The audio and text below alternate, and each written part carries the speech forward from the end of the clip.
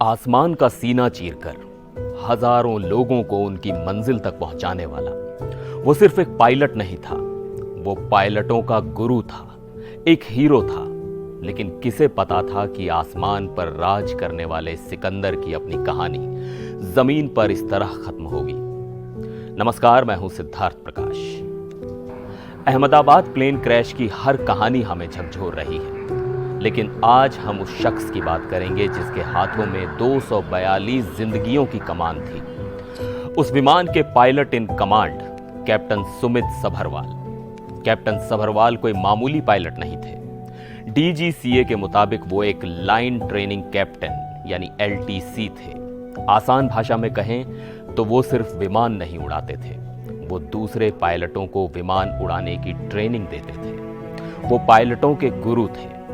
8,200 घंटों की उड़ान का अनुभव, एक ऐसा तजुर्बा जो उन्हें इस फील्ड के सबसे बेहतरीन लोगों में से एक बनाता था। यही नहीं, उनका नाम भारत की एविएशन हिस्ट्री के सुनहरे पन्नों में दर्ज है।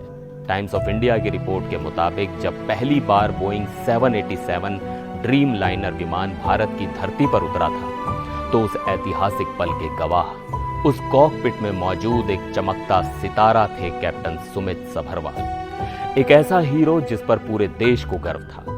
लेकिन गुरुवार को वो हीरो अपनी आखिरी जंग लड़ रहा था, 242 लोगों को बचाने की जंग, जो वो खुद हार गया। इस हादसे ने सिर्फ एक बेहतरीन पायलट को नहीं छीना, उसने एक बेटे को, एक भाई को भी छीन लिया है। कैप्टन सभरवाल के 88 साल के पिता मुंबई के पवई इलाके में अकेले रहते हैं। सोचिए उस बाप पर क्या गुजर रही होगी जिसने इस उम्र में अपने काबिल बेटे का कंधा खो दिया। बुढ़ापे की लाठी आज हमेशा के लिए टूट गई। जैसे ही उनकी बहन को यह दिल तोड़ने वाली खबर मिली, वो सब कुछ छोड़कर दिल्ली से मुंबई भागी, अपने 88 साल के अकेले पिता को संभालने के लिए। उस घर में आज मातम पसरा है, जहां कभी बेटे की उपलब्धियों पर गर्व मनाया जाता था।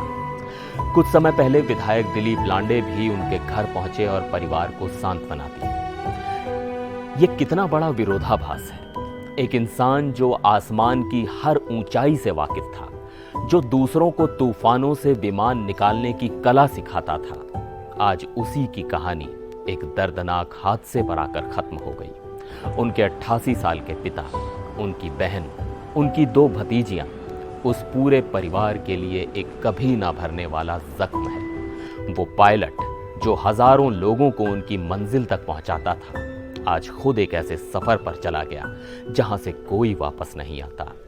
हम कैप्टन सुमित सभरवाल जैसे नायक को सलाम करते हैं और ईश्वर से उनके शोक संतप्त परिवार को शांति देने की प्रार्थना करते हैं।